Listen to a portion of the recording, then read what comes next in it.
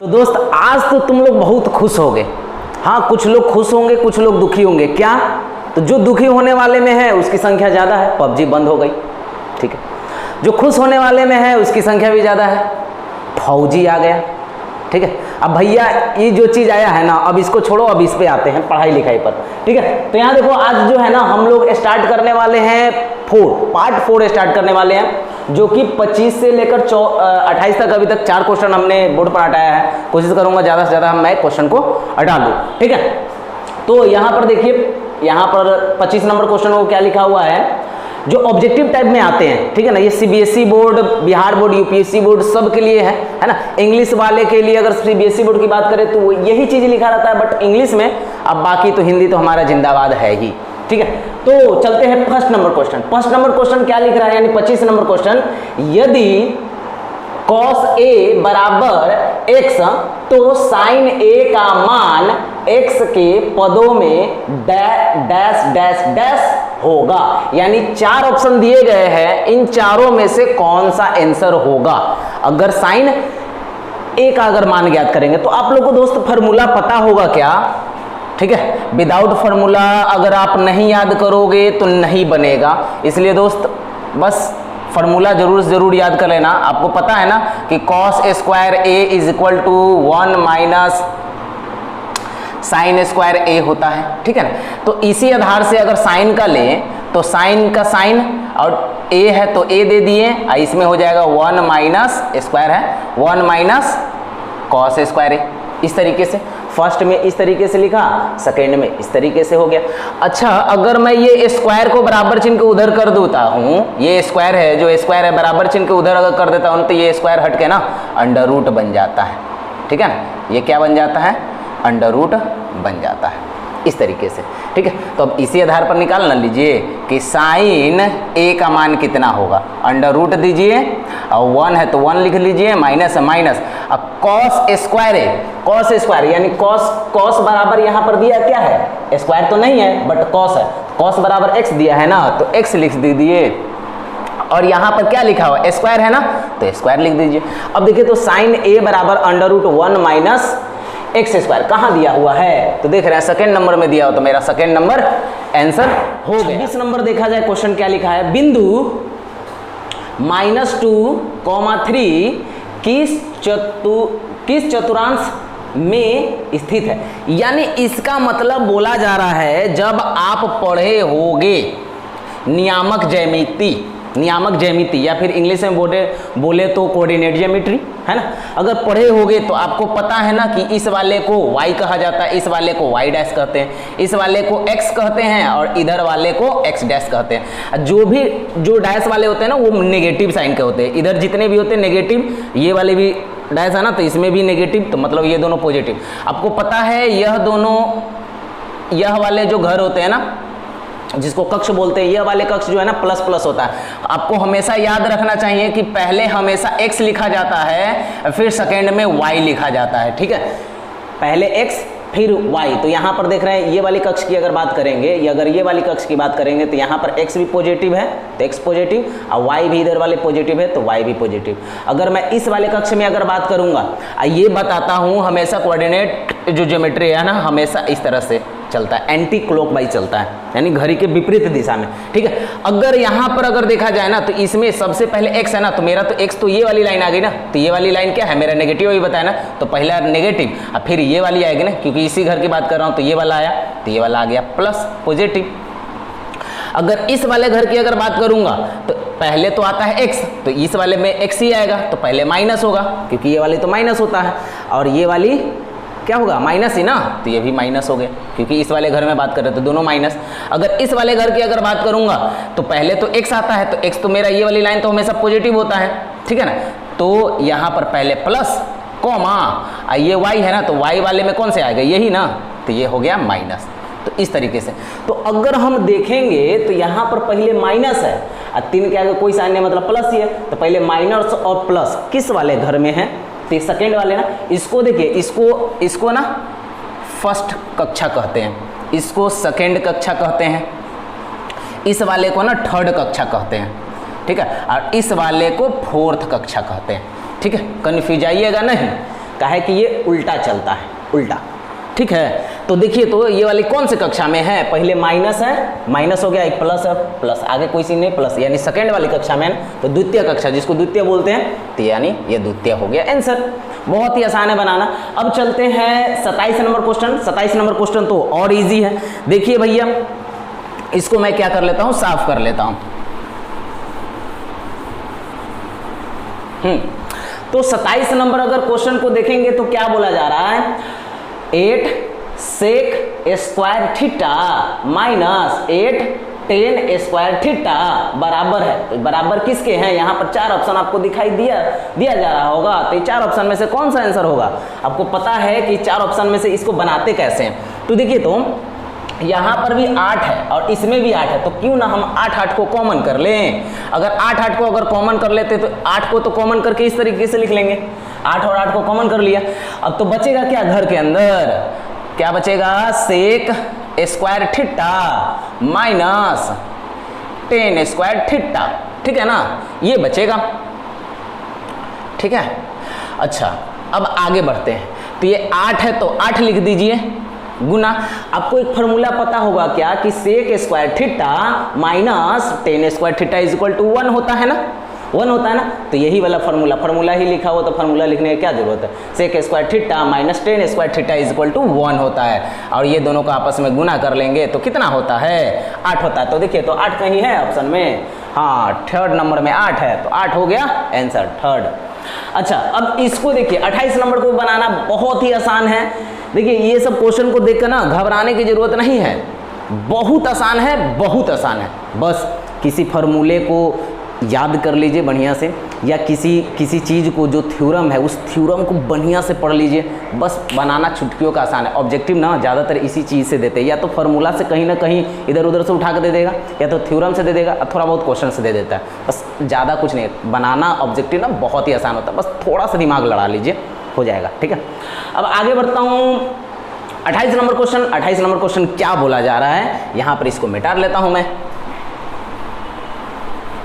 देखिए, तो 28 number question में क्या है, तो यहाँ पर पहले तो लिख लेता हूँ क्या लिखा हुआ है। ऊपर में लिखा हुआ 1 प्लस 10 स्क्वायर ए, और नीचे लिखा हुआ 1 प्लस कॉट स्क्वायर ए। तो देखिए, हम इसको किस चीज़ में चेंज किए कर सकते हैं, तो ऊपर वाले को जस का तस रहने देते हैं। 1 प्लस 10 स्क्वायर ए को जस का तस, 1 प्लस है ना, तो 1 के जगह पर 1, प्लस के जगह प्लस।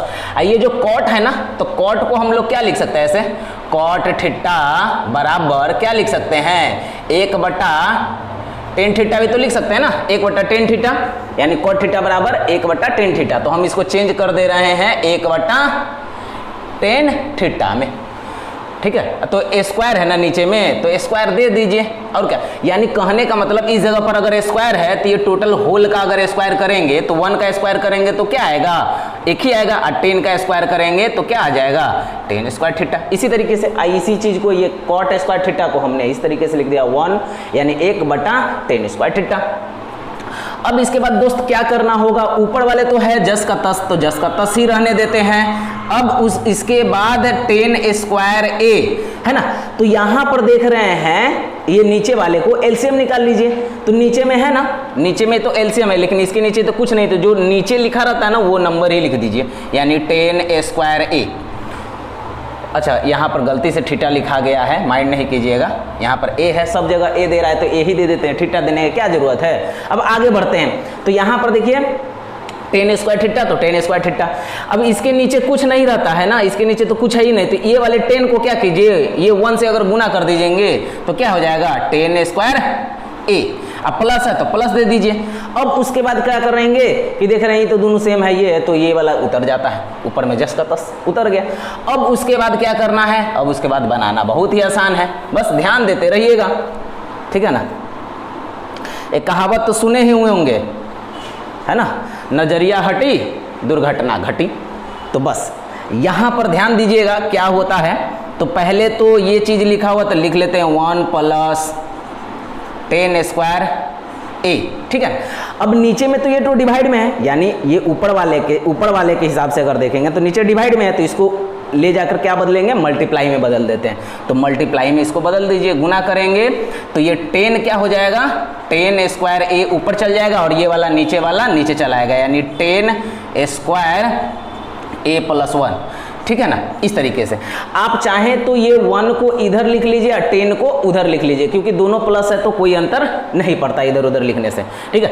अब देख रहे हैं क्या कि इससे तो हम इसको काट सकते हैं, यानी इससे इसको हम काट लेंगे, तो बचेगा क्या, 10 स्क्वायर ए ही ना खाली बचेगा, यानी ऊपर वाला बचेगा, क्योंकि ये तो कट गया। तो बचा क्या मेरा कि 10 स्क्वायर ए। तो देखिए तो ऐसा 10 स्क्वायर ए कहाँ है इस ऑप्शन में आंसर, तो देख रहे हैं चौथे नंबर में है, तो चौथा का मार देंगे टिक, बस हो गया, बहुत ही आसान है। अब चलते हैं हम लोग नेक्स्ट प्रश्न। यहाँ पर अगला क्वेश्चन देख रहे हैं 29 से लेकर के 32 तक, ठीक है ना, ये आज का लास्ट हो जाएगा 32 तक।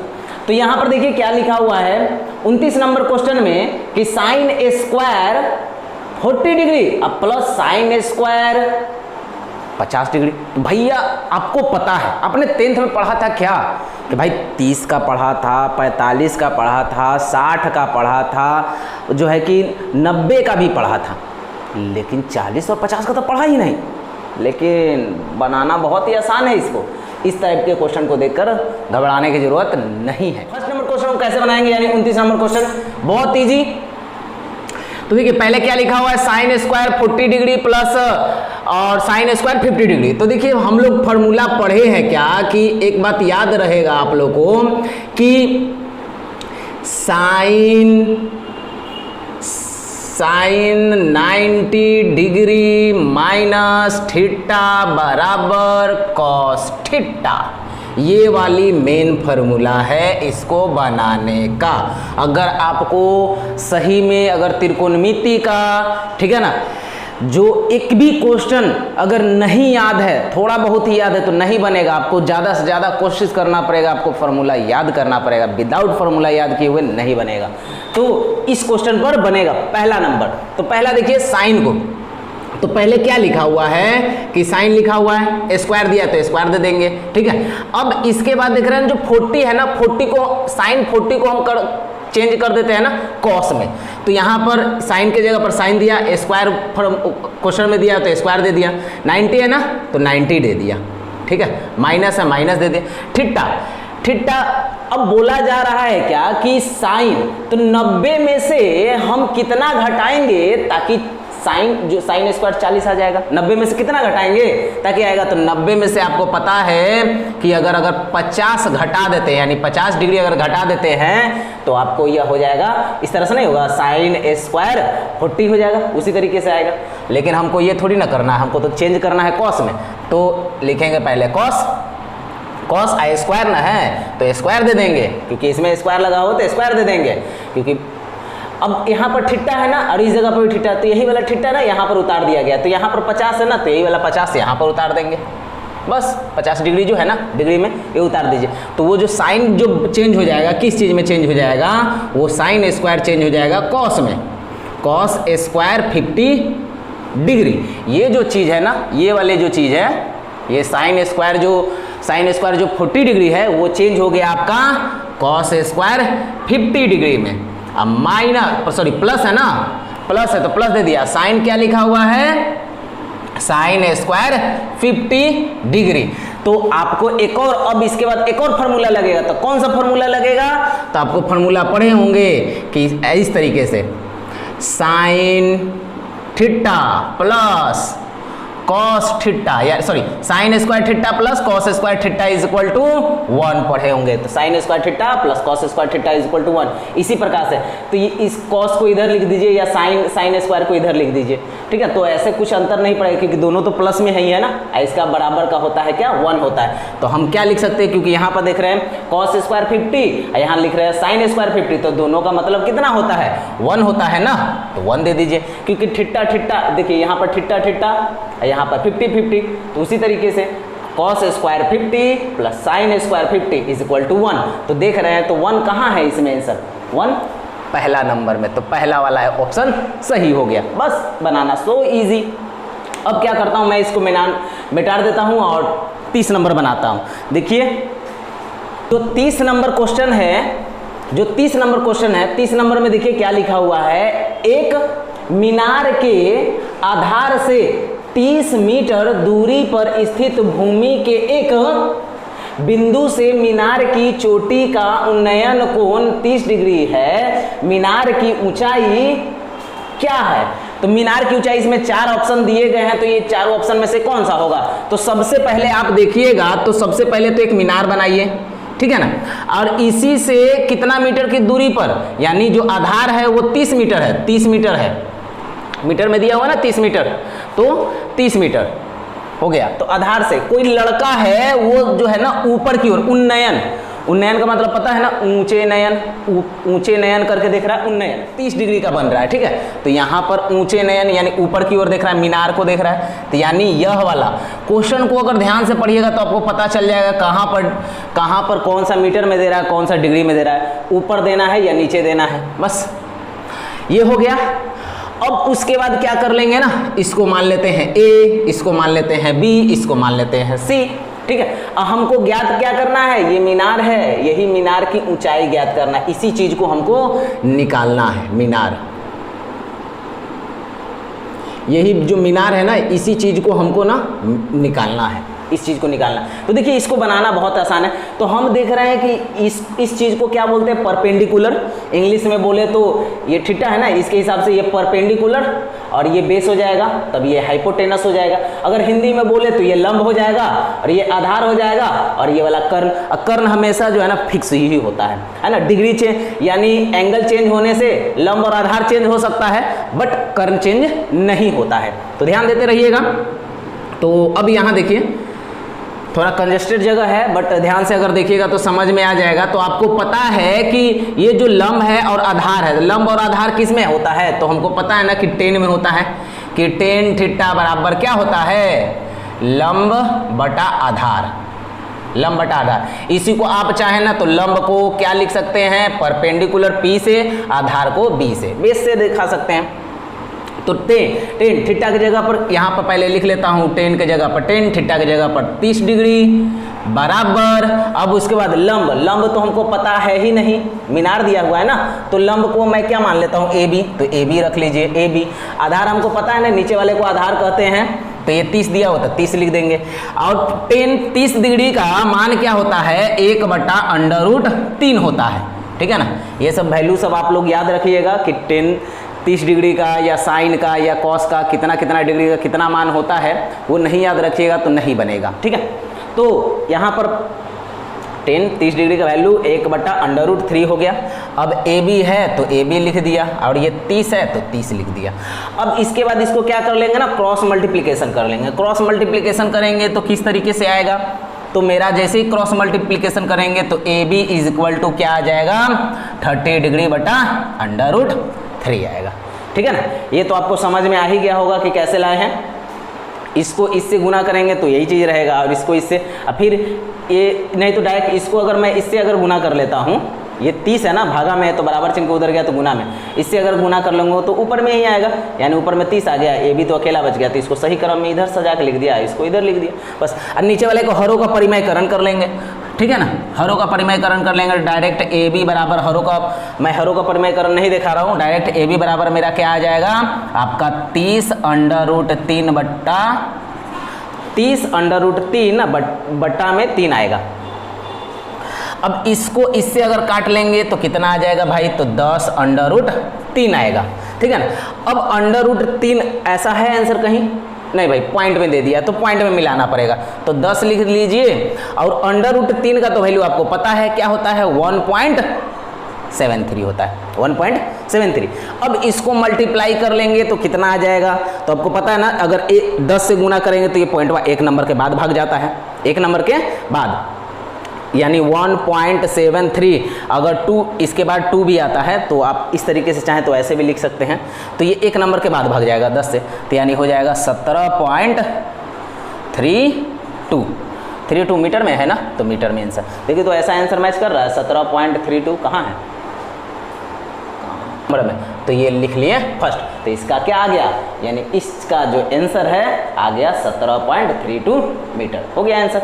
अब आते हैं कितना, तो 31 नंबर क्वेश्चन क्या लिखा हुआ है? तो लिखा हुआ है गोले का क्षेत्रफल, यहां पर गलती से आयतन लिख दिए थे, दरअसल था क्षेत्रफल। क्षेत्रफल 4 पाई सेंटीमीटर स्क्वायर हो तो उसकी त्रिज्या क्या होगा? यानी यहां पर 4 ऑप्शन दिया गया है। तो देखिए, तो सबसे पहले गोले का क्षेत्रफल, तो पता है ना गोले का, लिखेंगे गोले का क्षेत्रफल। गोले का जो क्षेत्रफल का फॉर्मूला होता है 4 पाई r स्क्वायर, यही ना, हमको तो निकालना है त्रिज्या। गोले का क्षेत्रफल कितना दिया हुआ है? 4 पाई दिया हुआ है, बराबर लिख देंगे, यहां पर लिख देंगे 4 पाई r स्क्वायर। ठीक है, अब इसके बाद करना क्या होगा? गोले का जो क्षेत्रफल है, गोले का क्षेत्रफल का फॉर्मूला क्या होता है? गोले का क्षेत्रफल का फॉर्मूला 4 पाई r स्क्वायर होता है। और गोले का क्षेत्रफल हमको दिया गया है पहले से 4 पाई, तो 4 पाई दे दिए, और ये तो यही वाला चीज उतार दिए। अब ये जो है ना r स्क्वायर के साथ ये तो गुना में उधर जाएगा तो भागा में हो जाएगा, तो इस तरीके से लिखेंगे 4 पाई बटा 4 पाई। ठीक है, इधर बराबर r स्क्वायर बचेगा। इससे अगर ये काट देंगे, है ना, इससे अगर काट देंगे तो कितने मरते में कटेगा? 1 मरते में। ठीक है, 1 मरते में कट गया, r स्क्वायर आ गया। अब इसको सही क्रम से लिख लेते हैं, इधर कर लेते हैं इसको। पहले r जो स्क्वायर है ना, तो बराबर चिन्ह को उधर जाएगा तो अंडर रूट में हो जाएगा, तो इसको लिख लेंगे r बराबर अंडर रूट 1। अंडर रूट 1 कैसे? तो ये स्क्वायर जो है ना बराबर चिन्ह के उधर गया तो ये अंडर रूट में हो जाता। ठीक है ना, तो अब देखिए, अब यहाँ पर करते हैं r बराबर मेरा कितना आएगा? तो हम देख रहे हैं कि अंडर रूट जो 1 है ना, अंडर रूट 1 का अगर स्क्वायर करते हैं तो 1 आएगा। तो यानी मेरा जो त्रिज्या है, r मतलब त्रिज्या, तो जो मेरा त्रिज्या है वो मेरा कितना आया है? 1। तो 1 है कहीं? तो देख रहे ऑप्शन में पहला नंबर में ही 1 दिया हुआ, तो बस हो गया आंसर। क्या लिखा हुआ? 32 नंबर क्वेश्चन है, यदि एक अर्धवृत्त का परिमाप बोलिए या परिमिति बोलिए, दोनों सेम होता है। ठीक है, 36 सेंटीमीटर हो तो इसकी त्रिज्या होगी। तो इसकी त्रिज्या कौन सी होगी? यहाँ पर 4 ऑप्शन दिए गए। तो देखिए, अर्धवृत्त का जो परिमाप का जो फॉर्मूला होता है, अर्धवृत्त के परिमाप का फॉर्मूला क्या होता है? लिखता हूं, लिखा हुआ है क्या? अर्धवृत्त। ठीक है ना, लिख दिया, अर्धवृत्त का परिमाप। अर्धवृत्त का जो परिमाप का फॉर्मूला होता है पाई प्लस 2 इंटू में r। हो गया, ये अर्धवृत्त का परिमाप इतना हो गया। तो अर्धवृत्त का परिमाप कितना दिया हुआ? 36 सेंटीमीटर ना, तो 36 बराबर क्या दे दिया? पाई। ठीक है ना, तो यहाँ पर दे दिया पाई प्लस 2 और r। ठीक है, अब पाई का वैल्यू पुट करेंगे तो आपको सब लोगों को पता है कि पाई का वैल्यू कितना होता है। तो हमको पता है ना कि 22/7 और प्लस 2, और यहाँ पर तो r तो हमको निकालना है क्योंकि त्रिज्या तो हमको पता है नहीं, निकालना है। तो अब देखिए आगे 36 से 36 दे दीजिए, बराबर इन दोनों का एलसीएम निकालिएगा तो कितना होगा? नीचे में एक ही में बटा है तो 7 का 7 लिख दीजिए, ऊपर में 22 है तो 22/22 है तो 22 लिख दीजिए, प्लस 7 को डायरेक्ट 2 से गुना कर देंगे तो 14 हो जाएगा, 7 दूना 14, और यहाँ पर r हो गया। अब इसके बाद क्या करेंगे? 36 से 36 लिख दीजिए, ये दोनों का आपस में जोड़ेंगे, 22 और 14 36 होता है, 36 लिख दीजिए, बटा में 7 है, 7 लिख दीजिए, और r है तो r के साथ तो 36/7 तो गुना में है ना, तो बराबर चिन्ह को उधर जाएगा तो भागा में बनेगा। तो भागा कैसे बनेगा? यहाँ पर ध्यान से देखिएगा, 36 गुना, तब 7 ऊपर चल जाएगा, 36 नीचे आ जाएगा, बराबर r लिखा जाएगा। तो कितना होगा? 36 से 36 कट गया तो क्या बच गया बताइए? r बराबर आपका कितना आ गया? r बराबर 7 ना, क्योंकि 7 ही ना बचा, तो 7। तो इसमें 7 कहाँ आया आंसर में? यानी 7 सेंटीमीटर, तो 7 सेंटीमीटर। ठीक है ना, तो 7 सेंटीमीटर कहाँ है?